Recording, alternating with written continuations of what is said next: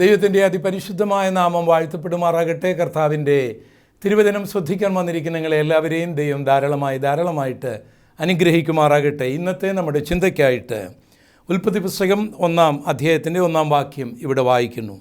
ആദിയിൽ ദൈവം ആകാശവും ഭൂമിയും സൃഷ്ടിച്ചു. വളരെ അനുഗ്രഹീതമായ ഈ വചനത്തിനായി സ്തോത്രം. വിശുദ്ധ ബൈബിളിലെ ആദ്യത്തെ വാക്യമാണിത്. ആദിയിൽ ദൈവം ആകാശവും ഭൂമിയും സൃഷ്ടിച്ചു. സർവശക്തനായ ദൈവമാണ് ഈ പ്രപഞ്ചം സൃഷ്ടിച്ചത് എന്നുള്ള ആഴമേറിയ ശാസ്ത്രീയമായ സത്യമായ ചിന്തകളാണ് വിശുദ്ധ വേദപുസ്തകം തുടങ്ങുമ്പോൾ തന്നെ നമുക്ക് നൽകുന്നത്. ഇന്ന് നമ്മൾ ചിന്തിക്കുവാൻ പോകുന്നത്, ദൈവത്തിന് നമ്മുടെ ജീവിതത്തിലെ പ്രഥമ സ്ഥാനം കൊടുക്കുകയാണെങ്കിൽ, അല്ലെങ്കിൽ ആദിയിൽ ദൈവം എന്ന പോലെ നമ്മുടെ ജീവിതത്തിൻ്റെ എല്ലാ ആരംഭങ്ങളിലും എല്ലാ കാര്യത്തിൻ്റെയും മുൻപിലായിട്ട് ദൈവമുണ്ടെങ്കിൽ നമ്മെപ്പോലും അത്ഭുതപ്പെടുത്തുമാറുള്ള ചില സൃഷ്ടി വൈഭവങ്ങൾ നമ്മുടെ ജീവിതത്തിലൂടെ വെളിപ്പെടും എന്നുള്ളതിന് യാതൊരു സംശയവുമില്ല. ബൈബിൾ തുടങ്ങുന്നത് ഇങ്ങനെയാണല്ലോ, ആദിയിൽ ദൈവം, പിന്നീടാണ് ആകാശവും ഭൂമിയും സമുദ്രങ്ങളും ഈ വൃക്ഷലതാദികളും ജീവജാലങ്ങളും മനുഷ്യനുമെല്ലാം ഉണ്ടാകുന്നത് പിന്നീടാണ്. ആദിയിൽ ആരെങ്കിലും ഉണ്ടായിരുന്നെങ്കിൽ അത് ദൈവമാണ്. യോഹന്നാൻ്റെ സുവിശേഷം ആരംഭിക്കുന്ന ഇങ്ങനെയാണ്: ആദിയിൽ വചനമുണ്ടായിരുന്നു, വചനം ദൈവത്തോടു കൂടിയായിരുന്നു, വചനം ദൈവമായിരുന്നു. യേശു കർത്താവിനെക്കുറിച്ചാണ് യോഹന്നാൻ പറഞ്ഞു വരുന്നത്. അപ്പോൾ ആദിയിൽ ഉണ്ടായിരുന്നത്, സൂര്യൻ ഉണ്ടാകുന്നതിന് മുൻപേ, ഭൂമി ഉണ്ടാകുന്നതിന് മുൻപേ, പ്രപഞ്ചമുണ്ടാകുന്നതിന് മുൻപേ, സകല ജീവജാലങ്ങളും ഉണ്ടാകുന്നതിന് മുൻപേ ദൈവമുണ്ടായിരുന്നു. ആ ദൈവമാണ് ആകാശത്തെ സൃഷ്ടിച്ചത്, ആ ദൈവമാണ് ഭൂമിയെ സൃഷ്ടിച്ചത്, ആ ദൈവമാണ് വൃക്ഷലതാദികളെ സൃഷ്ടിച്ചത്, ആ ദൈവമാണ് മനുഷ്യനെ സൃഷ്ടിച്ചത്, സകല ജീവജാലങ്ങളെയും സൃഷ്ടിച്ചത് ആ ദൈവമാണ്. ആ ദൈവത്തെ നമ്മുടെ ജീവിതത്തിൻ്റെ ആദിയിൽ എന്ന് പറഞ്ഞാൽ നമ്മുടെ വിദ്യാഭ്യാസത്തിൻ്റെ ആദിയിൽ, നമ്മുടെ ഔദ്യോഗിക തലത്തിൻ്റെ ആദിയിൽ, നമ്മുടെ കുടുംബജീവിതത്തിൻ്റെ ആദിയിൽ, ഒരു ഭവനം പണിതാൽ അതിൻ്റെ ആദിയിൽ, ഒരു ഭവനത്തിൽ കയറി താമസിച്ചാൽ അതിൻ്റെ ആദിയിൽ, ഒരു വാഹനം വാങ്ങിയാൽ ആദിയിൽ, ഒരു വിവാഹം കഴിച്ചാൽ ആദിയിൽ ദൈവത്തെ ആദരിക്കാനും ദൈവത്തെ മാനിക്കുവാനും എനിക്ക് നിങ്ങൾക്കും കഴിഞ്ഞാൽ നമ്മെപ്പോലും അത്ഭുതപ്പെടുമാറുള്ള ചില ദൈവിക പ്രവർത്തനങ്ങൾ തുടർമാനമായിട്ട് നമ്മുടെ ജീവിതത്തിൽ കാണുവാനായിട്ട് കഴിയും. ആദിയിൽ ദൈവം ഉണ്ടായിരുന്നത് കൊണ്ടാണ് ആകാശമുണ്ടായത്, ഭൂമി ഉണ്ടായത്, നക്ഷത്രഗോളങ്ങളുണ്ടായത്, സകല ജീവജാലങ്ങളും ഉണ്ടായത്. എനിക്ക് നിങ്ങൾക്കും ആകാശത്തെ സൃഷ്ടിക്കാൻ കഴിയുകയില്ല, ഭൂമിയെ സൃഷ്ടിക്കാൻ കഴിയുകയില്ല, ആർക്കും ഈ പ്രപഞ്ചത്തെ സൃഷ്ടിക്കാൻ കഴിയുകയില്ല. ദൈവമുണ്ടെങ്കിൽ ഇതെല്ലാം ഉണ്ട്. ദൈവം ഉണ്ടായിരുന്നത് കൊണ്ടാണ് ഇതെല്ലാം ഉണ്ടായത്, ഇതെല്ലാം ഇപ്പോഴും ഉള്ളത് എന്നുള്ള യാഥാർത്ഥ്യം നമ്മൾ മനസ്സിലാക്കേണ്ടതാണ്. ജീവിതത്തിന് പ്രഥമ സ്ഥാനം ദൈവത്തിന് കൊടുക്കണം എന്നാണ് ആദിയിൽ എന്ന പദം കൊണ്ട് ഞാൻ അർത്ഥമാക്കുന്നത്. ബൈബിൾ ഇങ്ങനെയാണ് പറയുന്നത്: മുന്നമേ അവൻ്റെ നീതിയും അവൻ്റെ രാജ്യവും അന്വേഷിപ്പീൻ, അതോടുകൂടി നിങ്ങൾക്ക് സകലതും ലഭിക്കുമെന്നാണ്. പല കാര്യങ്ങൾക്ക് വേണ്ടിയുള്ള ആഗ്രഹം നമുക്കുണ്ട്, അത് നേടിയെടുക്കുവാനുള്ള വ്യഗ്രത നമുക്കുണ്ട്. പക്ഷേ അതിന് ഒക്കെ മുൻപായിട്ട് ദൈവത്തെ സമീപിച്ചാൽ, അല്ലെങ്കിൽ ദൈവത്തിന് പ്രഥമ സ്ഥാനം കൊടുത്തു കഴിഞ്ഞാൽ, നാം ആഗ്രഹിക്കുന്ന കാര്യങ്ങൾ ന്യായമെങ്കിൽ അതൊക്കെ നമ്മുടെ ജീവിതത്തിൽ ഓരോ സന്ദർഭങ്ങളിൽ, ആവശ്യമായ സന്ദർഭങ്ങളിൽ നമ്മുടെ അടുക്കിലേക്ക് വരും എന്നാണ് ആ വചനത്തിൻ്റെ അർത്ഥം. വിശുദ്ധ ബൈബിൾ നമ്മൾ പരിശോധിക്കുകയാണെങ്കിൽ, അല്ല ലോകത്തിലെ മറ്റ് പല മഹാന്മാരുടെ ചരിത്രവും നമ്മൾ പഠിക്കുകയാണെങ്കിൽ, ദൈവത്തെ അവരുടെ ജീവിതത്തിൽ പ്രഥമ സ്ഥാനം കൊടുത്തതുകൊണ്ട്, മാനിച്ചതുകൊണ്ട്, അവരുടെ ജീവിതത്തിൻ്റെ ആരംഭത്തിൻ്റെ എല്ലാ മേഖലകളിലും ദൈവത്തിൻ്റെ മുഖം അന്വേഷിച്ചതുകൊണ്ട് അവരൊക്കെ അനുഗ്രഹിക്കപ്പെട്ടു. അവർ മുഖാന്തരം നാമും അനുഗ്രഹിക്കപ്പെടുന്നു എന്നുള്ള ആർക്കും മാറ്റുവാനും മറയ്ക്കുവാനും കഴിയാത്ത ചരിത്ര സത്യം നമുക്ക് പഠിക്കുവാനായിട്ട് കഴിയും. ഉദാഹരണമായിട്ട് അബ്രഹാം, മെസൊപ്പൊട്ടേമിയയിൽ സാമാന്യം നല്ലൊരു കുടുംബത്തിൽ, ഒരു കൂട്ടുകുടുംബത്തിൽ ജനിച്ചു വളർന്ന അബ്രഹാം, ദൈവം അദ്ദേഹത്തോട് പറയുകയാണ്, ഞാൻ നിന്നെ കാണിക്കാനിരിക്കുന്ന ദേശത്തേക്ക് പോകാനായിട്ട്. ദൈവത്തിന് പ്രമുഖ സ്ഥാനം കൊടുത്തുകൊണ്ട് തൻ്റെ ആ കൂട്ടുകുടുംബത്തെയും ആ വളക്കൂറുള്ള മെസൊപ്പൊട്ടേമിയയെയും ആ സംസ്കാര സമ്പന്നമായ ആ നാടിനെയും ഒക്കെ വിട്ട് തൻ്റെ ഭാര്യയും വിളിച്ച് കാൽനടയായ യാത്ര ചെയ്യുന്ന അബ്രഹാമിനെ നാം ഉൽപ്പത്തി പുസ്തകത്തിൽ വായിക്കുന്നുണ്ട്. ദൈവത്തിന് പ്രഥമ സ്ഥാനം കൊടുത്ത അബ്രഹാം പരാജിതനായില്ല.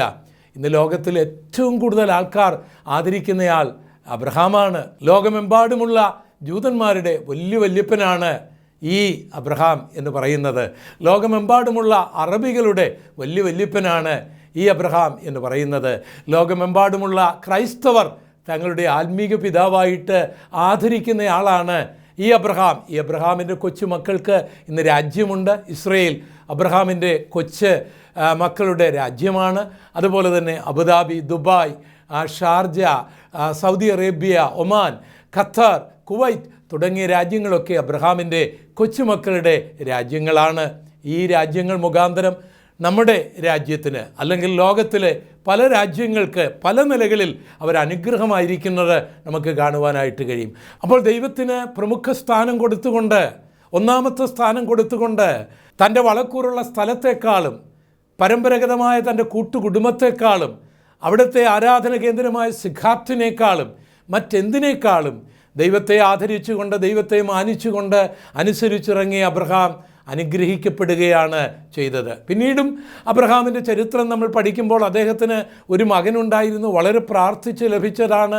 ദൈവം ആ മകനെ ആവശ്യപ്പെട്ടപ്പോൾ യാതൊരു മടിയും കൂടാതെ ആ മകനെ കൊടുക്കുവാനായിട്ട് മോറിയ മലയിലേക്ക് പോകുന്ന അബ്രഹാമിനെ നമ്മൾ കാണുന്നുണ്ട്. ദൈവത്തിന് തൻ്റെ മകനേക്കാളും പ്രഥമ സ്ഥാനം കൊടുക്കുന്ന ഒരു അബ്രഹാമിനെ നമ്മൾ കാണുകയാണ്. അതുകൊണ്ട് അബ്രഹാം മക്കളില്ലാത്തവനായൊന്നും ജീവിക്കേണ്ടി വന്നില്ല. ദീർഘനാളുകൾ അദ്ദേഹത്തിന് മക്കളില്ലായിരുന്നു. പക്ഷേ ഇന്ന് അദ്ദേഹത്തിന് ഉള്ള മക്കൾ പോലെ, കൊച്ചുമക്കൾ ഉള്ളതുപോലെ ഭൂമിയിൽ ആർക്കെങ്കിലും ഉണ്ടായിട്ടുണ്ടോ? ദൈവത്തിന് പ്രഥമ സ്ഥാനം കൊടുക്കുന്നത് കൊണ്ട് നമുക്ക് നഷ്ടങ്ങൾ ഒന്നും ഉണ്ടാകുകയില്ല എന്നുള്ള കാര്യം മറക്കരുത്. ഒരിക്കൽ അബ്രഹാമിൻ്റെ അടുക്കൽ സോദോമിൻ്റെ രാജാവ് വന്ന് പറയുകയാണ്, ഈ യുദ്ധത്തിൽ നീ നേടിയെടുത്ത ഈ സ്വർണവും ഈ വെള്ളിയും ഈ രത്നങ്ങളും ഈ സമ്പത്തുമെല്ലാം അങ്ങേക്കിരിക്കട്ടെ എന്ന് പറഞ്ഞാൽ അത് 1 രൂപയുടെയോ 2 രൂപയുടെയോ 10,000 കോടിയുടെയോ ഒന്നുമല്ല. ടൺ കണക്കിന് സ്വർണമാണ്, വിലയേറിയ രത്നക്കല്ലുകളാണ്. പക്ഷേ അബ്രഹാം പറയുകയാണ്, എനിക്കിത് വേണ്ട. കാരണം നീ എന്നെ ധനികനാക്കി എന്ന് പറയും. എൻ്റെ ദൈവം എന്നെ ധനികനാക്കിയാൽ മതി. പണം തൻ്റെ മുൻപിൽ വന്നപ്പോൾ, പ്രതാപം തൻ്റെ മുൻപിൽ വന്നപ്പോൾ, അത് ആൾക്കാർ വെച്ച് നീട്ടുമ്പോൾ ഇത് വാങ്ങിയാൽ എൻ്റെ ദൈവത്തിന് എൻ്റെ സമ്പത്തിലെ ആ പ്രഥമ സ്ഥാനം നഷ്ടപ്പെടും. അതിന് പകരമായിട്ട് ഈ സോദോം രാജാവ് വരും, അത് ചരിത്രത്തിൽ രേഖപ്പെടും. അങ്ങനെ വേണ്ട. അദ്ദേഹം ഇങ്ങനെ പറയുകയാണ്, നീ എന്നെ ധനവാനാക്കിയെന്ന് ആരും പറയേണ്ട. അതുകൊണ്ട് ഒരു ചെരുപ്പിൻ്റെ വാറുപോലും എനിക്ക് വേണ്ട എന്ന് പറയുന്ന അബ്രഹാമിനെ നമ്മൾ കാണുന്നുണ്ട്. അതുകൊണ്ട് അദ്ദേഹത്തിൻ്റെ സാമ്പത്തിക അവസ്ഥകൾക്ക് എന്തെങ്കിലും കുറവ് വന്നിട്ടുണ്ടോ? അദ്ദേഹം മരിക്കുന്നതിന് മുൻപ് തന്നെ അദ്ദേഹം ഒരു ധനികനായിട്ടാണ് മരിക്കുവാനിടയായത്. മാത്രമല്ല അദ്ദേഹത്തിൻ്റെ മക്കൾക്കും കൊച്ചുമക്കൾക്കുമുള്ള ധനവും ആ ധനം മുഖാന്തരം ലോക സമൂഹത്തിനുണ്ടാകുന്ന നേട്ടങ്ങളും നമുക്കെല്ലാവർക്കും പകൽ പോലെ വ്യക്തമാകുന്ന ചരിത്രം ആണല്ലോ. പ്രിയപ്പെട്ടവരെ, ദൈവത്തിന് പ്രമുഖ സ്ഥാനം കൊടുക്കുക, ദൈവത്തിന് ഒന്നാം സ്ഥാനം കൊടുക്കുക എന്ന് പറയുന്നത് അബദ്ധമായ കാര്യങ്ങൾ ഒന്നുമല്ല. നേരം വെളുക്കുമ്പോഴേ എഴുന്നേറ്റ് സ്വന്തം കാര്യത്തിന് വേണ്ടി ഓടി കുഴഞ്ഞ് കറങ്ങി നടക്കുന്ന എത്രയോ ജീവിതങ്ങളെ നമുക്ക് കാണുവാൻ കഴിയുന്നുണ്ട്. നീ നേരം വെളുക്കുമ്പോൾ, നീ എഴുന്നേൽക്കുമ്പോൾ അല്പസമയം ആ ദൈവത്തെ ഒന്ന് ബഹുമാനിക്കാനും ഒന്ന് ആദരിക്കാനും ആരാധിക്കാനും പ്രാർത്ഥിക്കുവാനും ഒക്കെ സമയം കണ്ടിട്ട് എൻ്റെ കാര്യത്തിനായിട്ട് പോകുക. നീ ഒരു വിവാഹം കഴിക്കുമ്പോൾ ഓടിപ്പിടിച്ച് വിവാഹം കഴിക്കാതെ അതിന് മുൻപായിട്ട് ദൈവത്തിൻ്റെ സന്നിധിയിലിരുന്നൊന്ന് പ്രാർത്ഥിച്ച്, ഒന്ന് ഉപവസിച്ച്, ഒന്ന് ആരാധിച്ച്, ദൈവത്തിൻ്റെ മുഖമൊന്ന് അന്വേഷിച്ച് ഒരു വിവാഹ ബന്ധത്തിലേക്ക് ഏർപ്പെടുവാനായിട്ട് പരിശ്രമിക്കുക. അതൊക്കെ വളരെ അനുഗ്രഹമാകും. ഒരു ജോലിക്ക് പോകുമ്പോൾ, അല്ലെങ്കിൽ ഒരു ജോലി നേടേണ്ടതിന് വേണ്ടി പോകുമ്പോൾ, ഒരു വിദേശയാത്രയ്ക്ക് വേണ്ടി പോകുമ്പോൾ, കുളിച്ചൊരുങ്ങി ധൃതി പിടിച്ച് ആ ജോലി മേഖലയിലേക്ക്, ആ രാജ്യത്തിലേക്ക് പോകുന്നതിന് മുൻപ് അല്പം നേരത്തെ തന്നെ ഒന്ന് എഴുന്നേറ്റ് ഒന്ന് പ്രാർത്ഥിച്ച്, ബൈബിളൊക്കെ ഒന്ന് വായിച്ച്, ദൈവത്തിൻ്റെ മുഖമൊക്കെ ഒന്ന് അന്വേഷിച്ച്, ദൈവത്തെ ഒന്ന് ആരാധിച്ച്, ദൈവത്തിന് പ്രമുഖമായ സ്ഥാനം കൊടുത്തിട്ട് നീ ഒന്ന് യാത്ര ചെയ്ത് നോക്കിക്കേ, നീ ഒരു ജോലിക്ക് പോയി നോക്കിക്കേ. അന്ന് നിൻ്റെ ജീവിതം വളരെ ധന്യമാകും, അനുഗ്രഹമാകും എന്നുള്ളതിന് യാതൊരു സംശയവുമില്ല. ബൈബിൾ പറയുകയാണ്, ആദിയിൽ ദൈവം, നമ്മുടെ ജീവിതത്തിൻ്റെ ആദിയിൽ എല്ലാ പ്രഥമ മേഖലകളിലും ദൈവത്തിനായിരിക്കട്ടെ ആദരവ്, ദൈവത്തിനായിരിക്കട്ടെ മാന്യത, ദൈവത്തിനായിരിക്കട്ടെ അംഗീകാരം, ദൈവത്തിനായിരിക്കട്ടെ സ്തുതി. എങ്കിൽ നമ്മുടെ ജീവിതം ധന്യമാകും എന്നുള്ളതിന് യാതൊരു സംശയവുമില്ല. അടുത്തായിട്ട് വേദപുസ്തകം പഠിക്കുകയാണെങ്കിൽ നമുക്കൊരു ദാനിയേലിനെ കാണാനായിട്ട് കഴിയും. ഇന്നേക്ക് 2500 വർഷങ്ങൾക്ക് മുൻപ് പേർഷ്യൻ സാമ്രാജ്യം നിലനിന്നിരുന്ന കാലത്ത് ഇറാൻ തുടങ്ങി ഇന്ത്യ വരെയുള്ള 127 കൊച്ചു രാജ്യങ്ങളുടെ, വലിയ രാജ്യങ്ങളുടെ പ്രധാനമന്ത്രിയായിരുന്നു ഈ ദാനിയേൽ. ദാനിയേലിനെ ചക്രവർത്തിക്ക് വളരെ ആദരവും ബഹുമാനവും ഉണ്ടായിരുന്നു. ദാനിയേൽ ഒരു ദൈവഭക്തനായിരുന്നു. ദാനിയേൽ ദൈവത്തോട് പ്രാർത്ഥിക്കുന്നവനായിരുന്നു. ദാനിയേലിനുണ്ടായ ഈ ഉയർച്ച ഇറാനികൾക്ക് അത്ര ഇഷ്ടപ്പെട്ടില്ല. ഈ വിദേശിയായ മനുഷ്യൻ, ഇസ്രായേലിയനായ ഈ മനുഷ്യൻ നമ്മുടെ സാമ്രാജ്യത്തിലെ പ്രധാനമന്ത്രിയായിരിക്കുകയാണ്. അതുകൊണ്ട് ഏതെങ്കിലും ഒരു നിയമക്കുരുക്കിൽ അവനെ കൊണ്ടുവന്നിട്ട് ഈ സ്ഥാനം തെറിപ്പിച്ച് കളയണമെന്ന് അവർ തീരുമാനിച്ചു. അതിനുവേണ്ടി അവർ ദാനിയേലിനെ പഠിക്കാനായി തുടങ്ങി. അവർ പഠിച്ചു വന്നപ്പോൾ ദാനിയേൽ ഒരു ദൈവവിശ്വാസിയാണെന്നും തൻ്റെ ജീവിതത്തിൻ്റെ പ്രഥമ സ്ഥാനം ദൈവത്തിനാണെന്നും ആ ദൈവത്തോട് എല്ലാ ദിവസവും താൻ മുട്ടുകുത്തി 3 പ്രാവശ്യം പ്രാർത്ഥിക്കുന്നുണ്ടെന്നും മനസ്സിലാക്കി. ഇതിനെതിരായൊരു നിയമം കൊണ്ടുവന്നാൽ ഈ നിയമത്തെ ദാനിയേൽ ലംഘിക്കുമെന്നും ആ നിയമലംഘനത്തിലൂടെ ഈ ദാനിയേലിനെ തൻ്റെ ഔദ്യോഗിക പദവിയിൽ നിന്ന് പുറത്താക്കാനും വേണമെങ്കിൽ കൊല്ലാനും സാധിക്കും എന്നവർക്ക് മനസ്സിലായി. അതിന് അവരൊരു നിയമമുണ്ടാക്കാനായിട്ട് രാജാവിൻ്റെ അടുക്കിലേക്ക് വരികയാണ്. ആ കാലഘട്ടങ്ങളിൽ ചക്രവർത്തിമാരെ, രാജാക്കന്മാരെ ദൈവമായിട്ട് കണ്ട് പൂജിക്കുകയും ആരാധിക്കുകയും അവരുടെ ബിംബമുണ്ടാക്കി നമസ്കരിക്കുകയും ഒക്കെ ചെയ്യുന്ന ഒരു കാലഘട്ടമാണ് ആ കാലഘട്ടം. ഇന്നേക്ക് 2500 വർഷങ്ങൾക്ക് മുൻപ് അവർ ചക്രവർത്തിയുടെ അടുക്കൽ വന്നിട്ട് ഇങ്ങനെ പറഞ്ഞു: ചക്രവർത്തി മഹാരാജാവേ, അങ്ങ് രാജാതി രാജാവാണ്. അങ്ങയുടെ സാമ്രാജ്യം എത്ര വിസ്തൃതമാണ്. ഈ ഭൂമിയിൽ അങ്ങയുടെ സാമ്രാജ്യം പോലെ മറ്റൊരു സാമ്രാജ്യം നിലവിലില്ല. അങ്ങ് വാസ്തവത്തിൽ ദൈവമാണ്. പക്ഷെ ജനത്തിന് അതറിയത്തില്ല. ജനം അങ്ങയെ ആരാധിക്കുന്നില്ല. ജനം അങ്ങയോട് പ്രാർത്ഥിക്കുന്നില്ല.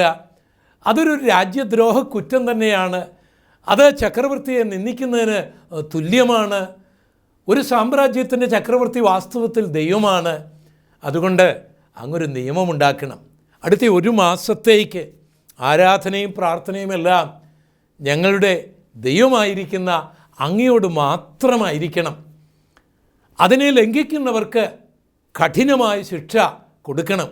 അവരെ സിംഹഗുഹയിൽ തന്നെ വലിച്ചെറിയണം എന്ന് ഇവർ തന്ത്രപരമായിട്ട് രാജാവിനോട് പറഞ്ഞപ്പോൾ രാജാവിനും തോന്നിയത് ശരിയല്ലേ, ചക്രവർത്തിമാരെ എല്ലാവരും ആരാധിക്കുന്നുണ്ടല്ലോ, തൻ്റെ പ്രജകളും ആരാധിക്കട്ടെ, അങ്ങനെ രാജ്യസ്നേഹവും രാജാവിനോടുള്ള കൂറുമൊക്കെ വർദ്ധിക്കട്ടെ എന്ന് പറഞ്ഞുകൊണ്ട് അവരുടെ പാർലമെൻറ്റിൽ, പേർഷ്യൻ പാർലമെൻറ്റിൽ ഈ നിയമം പാസ്സാക്കി. ആ നിയമം പ്രസിദ്ധം ചെയ്തു. നമ്മുടെ ചക്രവർത്തിയാണ് രാജാതി രാജാവ്, നമ്മുടെ ചക്രവർത്തിയാണ് ദൈവം. അതുകൊണ്ട് അടുത്തൊരു മാസത്തേക്ക് ആരാധനയും പ്രാർത്ഥനയുമെല്ലാം നമ്മുടെ ദൈവത്തോടായിരിക്കണം. മറ്റാരോടെങ്കിലും ആരെങ്കിലും പ്രാർത്ഥിച്ചാൽ അവന് വധശിക്ഷയായിരിക്കും, അവന് സിംഹ ഗുഹയിൽ അവനെ വലിച്ചെറിയും എന്നുള്ള ആ തീർപ്പ് ഈ 127 സംസ്ഥാനങ്ങളിലും പ്രസിദ്ധം ചെയ്തു. ദാനിയേലിനും അത് ബോധ്യമായി. ദാനിയേലിന് മനസ്സിലായി തന്നെ കുരുക്കാനുള്ള ഒരു പുതിയ നിയമം അവർ വളരെ തന്ത്രപരമായിട്ട് മതത്തിൻ്റെ പേരിൽ, ദൈവത്തിൻ്റെ പേരിൽ, രാജ്യത്തിൻ്റെ പേരിൽ ഒക്കെ അവരുണ്ടാക്കിയതാണ് എന്ന് ദാനിയേലിന് നന്നായിട്ട് അറിയാമായിരുന്നു. പക്ഷേ പതിവ് പോലെ ദാനിയേൽ യെരുശലേമിലേക്കുള്ള ആ കിളിവാതിൽ തുറന്നിട്ടിട്ട് താൻ മുട്ടുകുത്തി പതിവ് പോലെ പ്രാർത്ഥിക്കുകയാണ്. തനിക്കറിയാം ഇങ്ങനെ പ്രാർത്ഥിച്ചാൽ പേർഷ്യൻ നിയമപ്രകാരം തന്നെ സിംഹഗുഹയിൽ വലിച്ചെറിഞ്ഞ് കൊല്ലുമെന്നും തൻ്റെ പദവി നഷ്ടപ്പെടുമെന്നും തനിക്ക് നന്നായിട്ടറിയാം. പക്ഷേ ഇങ്ങനൊരു തീർപ്പുണ്ടായിട്ടും ദാനിയേൽ ദൈവത്തിന് പ്രഥമ സ്ഥാനം കൊടുക്കുകയാണ്. ദൈവം മതി എനിക്ക്, എൻ്റെ പ്രധാനമന്ത്രി പദത്തെക്കാളും എൻ്റെ ജീവനേക്കാളും എൻ്റെ ഔദ്യോഗിക അംഗീകാരത്തെക്കാളും എനിക്ക് പ്രധാനം ദൈവമാണ്. ആ ദൈവത്തെ ആരാധിക്കുന്നതിലൂടെ, ആ ദൈവത്തോട് പ്രാർത്ഥിക്കുന്നതിലൂടെ എൻ്റെ പ്രധാനമന്ത്രി പദം തെറിച്ചു പോകുന്നെങ്കിൽ പോകട്ടെ, നഷ്ടമാകുന്നെങ്കിൽ നഷ്ടപ്പെടട്ടെ, ഞാൻ കൊല്ലപ്പെടുന്നെങ്കിൽ കൊല്ലപ്പെടട്ടെ, ദൈവത്തെ മാറ്റി നിർത്തിയിട്ട് എനിക്കൊരു പദവിയും വേണ്ട എന്ന് അദ്ദേഹം തീരുമാനിച്ചു. പരസ്യമായിട്ടാണ് അദ്ദേഹത്തിൻ്റെ പ്രാർത്ഥന. ഇദ്ദേഹത്തിൽ കുറ്റം കണ്ടെത്താനായിട്ട് വന്നവർ നിയമമൊക്കെ പാർലമെൻറ്റിൽ പാസ്സാക്കിയതിന് ശേഷം ദാനിയേലിനെ ശ്രദ്ധിക്കുകയാണ്. ദാനിയേൽ മുട്ടുകുത്തി പ്രാർത്ഥിച്ചുകൊണ്ടിരിക്കുകയാണ്. വളരെ വേഗം അവർ പേർഷ്യൻ കോടതിയിൽ ദാനിയേലിനെതിരായിട്ട് കേസ് ഫയൽ ചെയ്യുകയാണ്. അദ്ദേഹം നമ്മുടെ രാജ്യത്തിൻ്റെ ഭരണഘടനാ നിയമം ലംഘിച്ചിരിക്കുന്നു, വധശിക്ഷ ലഭിക്കത്തക്ക നിലയിലുള്ള കുറ്റം അദ്ദേഹം ചെയ്തിരിക്കുന്നു. രാജാവിനോട് അദ്ദേഹം പ്രാർത്ഥിക്കുന്നില്ല, അദ്ദേഹം മറ്റാരോടോ ആണ് പ്രാർത്ഥിക്കുന്നത്. ഇന്ന് ഞങ്ങൾ കണ്ടു, അദ്ദേഹം മുട്ടുകുത്തി യെരുശലേം എന്ന ദിക്കിലേക്ക് നോക്കിക്കൊണ്ട് പ്രാർത്ഥിക്കുകയാണ്.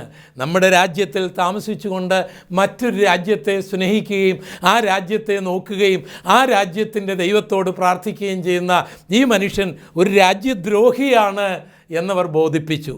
കോടതിക്കത് ബോധ്യമായി. ദാനിയേൽ അതിനെതിര് പറഞ്ഞില്ല. താൻ പറഞ്ഞു, അതെ, ഞാൻ രാജാവിനോട് പ്രാർത്ഥിക്കുകയില്ല, ഞാൻ എൻ്റെ സൃഷ്ടിതാവായ ദൈവത്തോടെ പ്രാർത്ഥിക്കുകയുള്ളൂ. കോടതി അദ്ദേഹത്തെ വധശിക്ഷയ്ക്ക് വിധിക്കുകയാണ്. ആ വധശിക്ഷയാകട്ടെ സിംഹങ്ങൾ കിടക്കുന്ന ഗുഹയിലേക്ക് അയക്കുക എന്നുള്ളതായിരുന്നു. ഇറാൻ്റെ പട്ടാളക്കാർ ദാനിയേലിനെ പിടിച്ച് സിംഹഗുഹയ്ക്കകത്തേക്ക് തള്ളി ആ വാതിൽ അടച്ചു കളഞ്ഞു. ചക്രവർത്തിക്ക് വളരെ ദുഃഖമായിപ്പോയി. കാരണം അത്രമാത്രം ബഹുമാനം ഈ ദാനിയേലിനോടുണ്ടായിരുന്നു. ചക്രവർത്തിക്ക് ബഹുമാനമുണ്ടെങ്കിലും സ്നേഹമുണ്ടെങ്കിലും ഒരു നിയമം പാസാക്കിയാൽ അതിനെ ലംഘിക്കുവാൻ ചക്രവർത്തിക്ക് പോലും പേർഷ്യൻ സാമ്രാജ്യത്തിൽ അനുവാദമുണ്ടായിരുന്നില്ല. അദ്ദേഹം നിസ്സഹായനായിരുന്നു. അന്ന് രാത്രിയിൽ ചക്രവർത്തി ഉറങ്ങിയില്ല. അതിരാവിലെ അദ്ദേഹം ആ സിംഹഗുഹയിൽ വരുന്നുണ്ട്. വന്നിട്ട് വിറയാർന്ന ശബ്ദത്തിൽ അദ്ദേഹം, ജനം തന്നെ ദൈവമാക്കിയെങ്കിലും തനിക്കറിയാം താൻ ദൈവമല്ലെന്ന്, താൻ ദാനിയേലിനോട് ചോദിക്കുകയാണ്. ദൈവത്തെ സേവിക്കുന്ന ദാനിയേലേ, നീ ജീവനോടുണ്ടോ? ആ സിംഹഗുഹയിൽ നിന്ന് ദാനിയേലിൻ്റെ ശബ്ദം പുറത്തു വരികയാണ്. രാജാവേ, അങ്ങയ്ക്ക് ദീർഘായുസ്സുണ്ടായിരിക്കട്ടെ. സിംഹം എന്നെ കടിച്ചില്ല, എന്നെ ദ്രോഹിച്ചില്ല. എൻ്റെ ദൈവം, ഞാൻ പ്രാർത്ഥിക്കുന്ന ദൈവം, ഞാൻ ആരാധിക്കുന്ന ദൈവം തൻ്റെ ദൂതനെ അയച്ച് ഈ സിംഹങ്ങളുടെയൊക്കെ വായടച്ച് വെപ്പിച്ചിരിക്കുകയാണ് എന്ന് ദാനിയേൽ പറഞ്ഞപ്പോൾ രാജാവിൻ്റെ ഹൃദയം സന്തോഷം കൊണ്ട് നിറയുകയാണ് ഉണ്ടായത്. പ്രിയപ്പെട്ടവരെ, ദൈവത്തിന് പ്രഥമ സ്ഥാനം കൊടുക്കേണ്ടതിന് വേണ്ടി പ്രധാനമന്ത്രി സ്ഥാനം പോയാലും ജീവൻ പോയാലും ആരുടെയൊക്കെ നിയമമാണെങ്കിലും അത് ദൈവിക വചനത്തിന് വിരുദ്ധമാണെങ്കിൽ അതിനെ പരസ്യമായി ലംഘിച്ചുകൊണ്ട് ധീരമായി നിന്നുകൊണ്ട് ദൈവത്തിന് പ്രഥമമായ സ്ഥാനം കൊടുത്ത ആ ദാനിയേൽ ഇന്ന് സമസ്ത മേഖലകളിലും ആദരണീയനായി ആദരിക്കപ്പെട്ടവനായി നമ്മുടെ മുൻപിലുണ്ട്, വിശുദ്ധ ബൈബിളിലൂടെ, ചരിത്രത്തിലൂടെ. അതുകൊണ്ട് ദൈവത്തിന് പ്രഥമ സ്ഥാനം കൊടുക്കുക എന്നുള്ളത് ചെറിയൊരു കാര്യമല്ല. ഇറാഖിൽ സദാമിൻ്റെയൊക്കെ വല്യപ്പനായിരുന്ന നെബൂഖദ്നേസർ ഭരിക്കുന്ന കാലം അദ്ദേഹം യെരുശലേം ദേവാലയം കത്തിച്ചു കളഞ്ഞു. അതിലെ 5400ഓളം ഉപകരണങ്ങൾ എടുത്തു കൊണ്ടുവന്ന് ബാബിലോണിലെ തൻ്റെ ദേവനായ മർദൂക്കിൻ്റെ ക്ഷേത്രത്തിൽ സമർപ്പിച്ച് ആരാധിക്കുന്ന കാലം. 344 വർഷം ഈ ലോകത്തിൽ നിലനിന്നിരുന്ന യഹൂദന്മാരുടെ രാജ്യം അവസാനിപ്പിച്ച് രാജകുമാരന്മാരെ കൊന്ന് രാജാവിൻ്റെ കണ്ണ് കുത്തിപ്പൊട്ടിച്ച് അറസ്റ്റ് ചെയ്ത് ബാബിലോണിലേക്ക് കൊണ്ടുപോയ കാലം. ആ കൂട്ടത്തിൽ ഷദ്രക്, മേശക്, അബേദ്നെഗോ എന്ന രാജകുടുംബത്തിൽ ജനിച്ചവരെയും അടിമകളാക്കി കൊണ്ടുപോയിരുന്നു. അവർ സുന്ദരന്മാരും ബുദ്ധിയുള്ളവരും പഠിക്കാൻ മിടുക്കരുമായിരുന്നതുകൊണ്ട് ഈ നെബൂഖദ്നേസർ അവരെ കൊന്നില്ല. അതിന് പകരമായിട്ട് തൻ്റെ സൈനിക കോളേജിൽ അയച്ചവരെ പഠിപ്പിക്കുകയാണ്. ഭാഷയും മറ്റു കാര്യങ്ങളുമൊക്കെ അവർ പഠിച്ചു കഴിഞ്ഞപ്പോൾ തൻ്റെ സാമ്രാജ്യത്തിലെ ഉന്നത പദവിയിലേക്ക് അവരെ അദ്ദേഹം അപ്പോയിൻ്റ് ചെയ്യുകയാണ്. കാരണം അവർ മിടുക്കരായിരുന്നു. അങ്ങനെ അവർ സന്തോഷമായി കഴിയുന്ന ആ കാലഘട്ടത്തിൽ ഈ രാജാവിന് ആത്മീകത അങ്ങ് വർദ്ധിച്ചു, മതഭക്തി അങ്ങ് വർദ്ധിച്ചു. അദ്ദേഹം സ്വർണം കൊണ്ട് ഒരു ബിംബമുണ്ടാക്കി, ഒരു ദൈവത്തെ ഉണ്ടാക്കി. അതിൻ്റെ പ്രതിഷ്ഠോത്സവം നടത്താനായിട്ട് രാജ്യത്ത് വിളംബരം ചെയ്തു. എല്ലാവരും വന്ന് നമസ്കരിക്കണമെന്നുള്ള നിയമവും പുറപ്പെടുവിച്ചു. വാദ്യഘോഷങ്ങളും മതത്തിൻ്റെ എല്ലാ ചടങ്ങുകളും ഒന്നിച്ച് സമ്മേളിക്കുന്ന ആ പ്രതിഷ്ഠോത്സവത്തിൽ ലക്ഷക്കണക്കിന് ആൾക്കാർ ഒന്നിച്ചുകൂടി. താൻ ഉണ്ടാക്കിയ ഈ സ്വർണ്ണബിംബത്തെ എല്ലാവരും നമസ്കരിക്കണമെന്നുള്ളത് ചക്രവർത്തി കൽപ്പനയായിട്ട് തന്നെ പുറപ്പെടുവിച്ചു. വാദ്യഘോഷങ്ങളൊക്കെ മുഴങ്ങുമ്പോൾ രാജ്യത്തിലെ പ്രമുഖന്മാർ, പ്രമാണിമാർ ഓരോരുത്തരായി വന്നും കൂട്ടമായി വന്നും ഈ വിഗ്രഹത്തിൻ്റെ മുൻപിൽ, ഈ സ്വർണ്ണബിംബത്തിൻ്റെ മുൻപിൽ വീണ് നമസ്കരിക്കുകയാണ്. രാജാവ് ഇതൊക്കെ കണ്ട് സന്തോഷിച്ച് ഇങ്ങനെ ഇരിക്കുന്ന വേളയിൽ തൻ്റെ അടുക്കലേക്ക് ചിലർ ഓടി വന്നിട്ട് ഇങ്ങനെ പറഞ്ഞു, രാജാവേ, അങ്ങ് പ്രസിദ്ധമായ ബാബിലോൺ സാമ്രാജ്യത്തിൻ്റെ ചക്രവർത്തിയാണ്. അങ്ങുണ്ടാക്കിയ ഈ സ്വർണ്ണബിംബമാണ് നമ്മുടെ ദൈവം. ജനങ്ങളെല്ലാം ആരാധിക്കുന്നു. എന്നാൽ 3 ചെറുപ്പക്കാർ അങ്ങയുടെ കൽപ്പനയെ ലംഘിച്ച് മാറി നിൽക്കുകയാണ്. അവരാരാണെന്നറിയാമോ? അങ്ങ് ഇസ്രയേലിൽ നിന്ന് കൊണ്ടുവന്ന 3 ചെറുപ്പക്കാർ. അവർ നമ്മുടെ ദൈവത്തെ ഒന്നും ആരാധിക്കുന്നവരല്ല, അഹങ്കാരികളായിട്ട് നിൽക്കുകയാണ്. അങ്ങ് അവരെ പഠിപ്പിച്ചതല്ലേ, അങ്ങ് അവർക്ക് ജോലി കൊടുത്തതല്ലേ, അങ്ങ് അവരെ ഒത്തിരി സ്നേഹിക്കുന്നുണ്ടല്ലോ.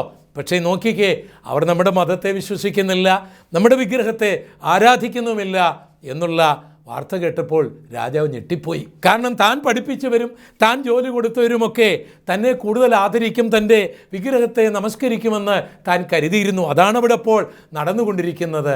രാജാവ് കൽപ്പിച്ച് ആ ചെറുപ്പക്കാരെ അടുക്കലേക്ക് കൊണ്ടുവന്നിട്ട് ഇതിനി അവരെക്കുറിച്ച് വല്ലോ കള്ളം പറയുകയാണോ, അസൂയ കൊണ്ട് വല്ലവരും പറയുകയാണോ എന്നൊക്കെ ചിന്തിച്ചിട്ട് രാജാവ് അവരോട് നേരിട്ട് ചോദിക്കുകയാണ്, ശദ്രക്കെ, മേശക്കെ, അബേദ്നെഗോവേ, ഞാൻ ഈ കേൾക്കുന്നത് ശരിയാണോ? എൻ്റെ രാജ്യത്തിലെ പ്രജകളെല്ലാം ഞാൻ ഉണ്ടാക്കിയ ഈ സ്വർണ്ണബിംബത്തിൻ്റെ മുൻപിൽ, പ്രത്യേകിച്ച് ഈ പ്രതിഷ്ഠോത്സവ ദിവസത്തിൽ ആരാധിക്കുന്നു, കുമ്പിടുന്നു, നമസ്കരിക്കുന്നു, പ്രാർത്ഥിക്കുന്നു. നിങ്ങൾ മാത്രം അതിൽ പങ്കെടുക്കാതെ എൻ്റെ കൽപ്പനയെ ലംഘിച്ചുകൊണ്ട് മാറി നിൽക്കുന്നു എന്ന് ഞാൻ കേൾക്കുന്നു. ശരിയാണോ? അവർ പറഞ്ഞു, ശരിയാണ്. അത് കേട്ട് രാജാവ് ഞെട്ടി. അദ്ദേഹത്തിലെ കോപം ഇരച്ചു കയറി. എങ്കിലും അവരോടൊരു സ്നേഹം രാജാവിനുണ്ട്. അദ്ദേഹം അവർക്കൊരു ചാൻസ് കൊടുക്കുകയാണ്. നിങ്ങൾക്കറിയാമോ, എൻ്റെ കയ്യിൽ നിന്ന് വിടുവിക്കാൻ കരുത്തുള്ള ദൈവമൊന്നുമില്ല. അതുകൊണ്ട് നിങ്ങൾക്ക് ഞാനൊരു ചാൻസ് തരാം. ഇവിടെ വാദ്യോപകരണങ്ങൾ ഉപയോഗിച്ചതിന് ശബ്ദം മുഴങ്ങുന്നത് കേൾക്കുന്ന സന്ദർഭത്തിൽ നിങ്ങൾ വീണ് നമസ്കരിച്ചിരിക്കണം. എന്നിട്ട് ഈ ചെറുപ്പക്കാരുടെ മുഖത്തേക്ക് നോക്കി അവർ പുഞ്ചിരിച്ചുകൊണ്ട് ഇങ്ങനെ പറഞ്ഞു, ഇതിനെക്കുറിച്ച് ഒത്തിരി ചിന്തിക്കേണ്ട കാര്യങ്ങളൊന്നുമില്ല, ഇതിനെക്കുറിച്ച് ഞങ്ങൾക്ക് ആലോചിക്കേണ്ട കാര്യവുമില്ല. ഞങ്ങൾ അങ്ങ് ഉണ്ടാക്കി നിർത്തിയിരിക്കുന്ന ഈ സ്വർണ്ണബിംബത്തെ നമസ്കരിക്കുകയില്ല. ഞങ്ങൾ പ്രപഞ്ചത്തിൻ്റെ നാഥനായ സൃഷ്ടിതാവായ ദൈവത്തെ മാത്രമേ നമസ്കരിക്കൂ എന്ന് ഉറച്ചു പറയുകയാണ്. രാജാവിൻ്റെ കോപം ഇരച്ച് കയറി. തീച്ചൂള 7 മടങ്ങ് ചൂടാക്കാനായിട്ട് കൽപ്പിച്ചു. അവരെ തീച്ചൂളയിലേക്ക് വലിച്ചെറിയാൻ അദ്ദേഹം കൽപ്പിച്ചു. ഇറാഖി പട്ടാളക്കാർ ആ യുവാക്കന്മാരുടെ കൈകാലുകൾ ബന്ധിച്ച് അവരെ പൊക്കിയെടുത്ത് ആ തീച്ചൂളയിലേക്ക് വലിച്ചെറിഞ്ഞു. ആ അജാനബാഹുക്കളായ ആ ഇറാഖി പട്ടാളക്കാർ ചൂളയിൽ നിന്ന് പുറപ്പെട്ട തീയുടെ ചൂട് കൊണ്ട് അവർ വെന്തു മരിച്ചു. പക്ഷേ ഒരു അത്ഭുതം നടന്നു കേട്ടോ, ഈ 3 ചെറുപ്പക്കാർ മരിച്ചില്ല. ചക്രവർത്തി നോക്കുമ്പോൾ അവർ നടക്കുകയാണ്. വേദന കൊണ്ട് പുളയുകയല്ല, അവർ ശാന്തമായി നടക്കുകയാണ്. 3 വ്യക്തികൾ മാത്രമല്ല, 4-മൻ ഒരുവൻ കൂടിയുണ്ട്. അവരുടെ മുൻപിൽ തീയുടെ ബലം കെട്ടുപോകുകയാണ്. ദൈവത്തെ പ്രഥമ സ്ഥാനത്ത് കൊണ്ടുവന്ന ആ ചെറുപ്പക്കാർ മരണം മുഖാമുഖമായി കണ്ടിട്ടും, തീച്ചൂള ചൂടാക്കുന്നത് അവർ കണ്ടിട്ടും, രാജാവിൻ്റെ കൽപ്പന അവർ കേട്ടിട്ടും, തങ്ങളുടെ മാതാപിതാക്കളെ കൊന്ന ഒരു ചക്രവർത്തിയാണ് ഈ നെബൂഖദ്നേസർ. തങ്ങളുടെ ദേവാലയം, ജെറുസലേമിലുണ്ടായിരുന്ന ദേവാലയം കത്തിച്ചു കളഞ്ഞവനാണ് ഈ നെബൂഖദ്നേസർ. തങ്ങളുടെ രാജ്യത്തെ ഇറാഖിനോട് അനക്സ് ചെയ്യിപ്പിച്ച ആളാണ് ഈ നെബൂഖദ്നേസർ. തങ്ങളുടെ ചക്രവർത്തിയായിരുന്ന സിദക്കിയാവിൻ്റെ കണ്ണ് കുത്തിപ്പൊട്ടിച്ചവനാണ് ഈ ക്രൂരനായ നെബൂഖദ്നേസർ എന്ന് വളരെ വ്യക്തമായിട്ട് ഈ എബ്രായ ബാലന്മാർ അറിഞ്ഞിട്ടും രാജാവിനെ ഭയപ്പെടാതിരുന്നത് എന്തുകൊണ്ട്? അല്ല, മറ്റൊരു വശത്തിൽ ഇവരെയൊക്കെ കൊന്നിട്ടും ഞങ്ങളെ പഠിപ്പിച്ചവനാണ് ഈ നെബൂഖദ്നേസർ, ഞങ്ങൾക്ക് ജോലി തന്നവനാണ് ഈ നെബൂഖദ്നേസർ, ഞങ്ങളെ ആദരിച്ചവനാണ് ഈ നെബൂഖദ്നേസർ, അതുകൊണ്ട് അദ്ദേഹത്തെ പിണക്കേണ്ട എന്ന് അവർ ചിന്തിച്ചില്ല. ദൈവത്തിന് പ്രഥമ സ്ഥാനം കൊടുക്കുമ്പോൾ മീതെ സ്വർഗത്തിലെങ്കിലും താഴെ ഭൂമിയിലെങ്കിലും ഭൂമിക്കീഴെ വെള്ളത്തിലെങ്കിലുമുള്ള യാതൊന്നിൻ്റെയും പ്രതിമയുണ്ടാക്കുകയോ നമസ്കരിക്കുകയോ ചെയ്യരുത് എന്ന് കൽപ്പിച്ച ദൈവത്തിൻ്റെ കൽപ്പന അനുസരിക്കുവാൻ അവർ തയ്യാറാകുകയാണ്. അവരുടെ കൈകാലുകൾ ബന്ധിക്കപ്പെടുമ്പോൾ ദൈവം അവരോടൊന്നും സംസാരിക്കുന്നില്ല. അവരെ എടുത്ത് തീച്ചൂളയിലേക്ക് കൊണ്ടുപോകുമ്പോഴും ദൈവം സംസാരിക്കുന്നില്ല, അത്ഭുതങ്ങളൊന്നും നടത്തുന്നില്ല. എന്നാൽ തീച്ചൂളയിൽ അവർ ചെന്ന നിമിഷം തന്നെ ആ തീയുടെ ബലം കെടുത്തുവാൻ ദൈവം തൻ്റെ ദൂതനെ ആ തീച്ചൂളയിലേക്ക് അയക്കുന്ന രംഗമാണ് ചരിത്രത്തിൽ നമ്മൾ വായിക്കുന്നത്. പ്രിയപ്പെട്ടവരെ, ദൈവത്തിന് പ്രഥമ സ്ഥാനം കൊടുക്കുക എന്ന് പറയുന്നത് ഒരു ചെറിയ കാര്യമല്ല. യാതൊരു പ്രശ്നങ്ങളും പ്രതിസന്ധികളും ഇല്ലാതെ നന്മ മാത്രം ലഭിച്ചുകൊണ്ടിരിക്കുന്ന സമയത്ത് പ്രാർത്ഥിക്കുന്നതോ ആരാധിക്കുന്നതോ അതൊരു നല്ല കാര്യം തന്നെ, ചെറുതല്ല. എങ്കിൽ പോലും പ്രതിസന്ധികളുടെ മധ്യത്തിൽ, പ്രശ്നങ്ങളുടെ മധ്യത്തിൽ അബ്രഹാമിനെ പോലെ, ദാനിയേലിനെ പോലെ, ശദ്രക്ക് മേശക്ക് അബേദ്നെഗോവിനെ പോലെ ദൈവത്തിന് പ്രഥമ സ്ഥാനം കൊടുക്കാൻ കഴിയുമോ? In the beginning God. ദൈവത്തിന് എല്ലാറ്റിൻ്റെയും ആരംഭത്തിൽ ദൈവമുണ്ടായിരിക്കുമോ എന്നുള്ളത് നാം ശോധന ചെയ്യേണ്ടതാണ്. പുതിയ നിയമ ചരിത്രത്തിൽ നമുക്ക് മറക്കുവാൻ കഴിയാത്ത ഒരാളാണ് അപ്പോസ്തലനായ പൗലോസ്. അദ്ദേഹം ഒരു കോടീശ്വരനായിരുന്നു, ഒരു കപ്പലുടമയുടെ മകനായിരുന്നു. അദ്ദേഹം ഒരു യഹൂദനായിരുന്നു, അവരുടെ കമ്മിറ്റിയിലെ പ്രമുഖ സ്ഥാനമുണ്ടായിരുന്ന ആളായിരുന്നു. അദ്ദേഹം തിയോളജി പഠിച്ച ആളായിരുന്നു. അദ്ദേഹത്തിന് റോമൻ പൗരത്വമുണ്ടായിരുന്നു. എങ്കിലും അദ്ദേഹം ദമസ്കോസിൻ്റെ പടിവാതിക്കൽ വെച്ച് യേശുവിനെ രക്ഷകനായി സ്വീകരിക്കുകയാണ്.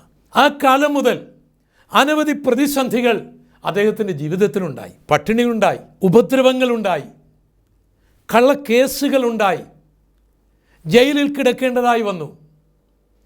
അങ്ങനെ 100 അനുഭവങ്ങൾ തനിക്കുണ്ടായി. മടങ്ങിപ്പോകുവാനുള്ള എല്ലാ സാധ്യതയും തൻ്റെ മുൻപിൽ തെളിഞ്ഞു വന്നു. എന്നാൽ ഇതെല്ലാം കണ്ടുകൊണ്ട് പൗലോസ് ചോദിക്കുന്നുണ്ട്, ക്രിസ്തുവിൻ്റെ സ്നേഹത്തിൽ നിന്ന് എന്നെ വേർപിരിക്കുവാൻ ആർക്ക് കഴിയും? ഉയരത്തിന് കഴിയുമോ? ആഴത്തിന് കഴിയുമോ? പട്ടിണിക്ക് കഴിയുമോ? ആപത്തിന് കഴിയുമോ? വാളിന് കഴിയുമോ? കള്ള സഹോദരന്മാർക്ക് കഴിയുമോ? കടലിലുള്ള ആപത്തിന് കഴിയുമോ? കാട്ടിലുള്ള ആപത്തിന് കഴിയുമോ? ഇവയാൽ ഒന്നിനാലും എന്നെ ക്രിസ്തുവിൻ്റെ സ്നേഹത്തിൽ നിന്ന് പിന്മാറ്റുവാൻ ഒരു ശക്തിക്കും കഴിയുകയില്ല എന്ന് ഞാൻ ഉറച്ചിരിക്കുന്നു എന്ന് അദ്ദേഹം പറയുന്നുണ്ട്.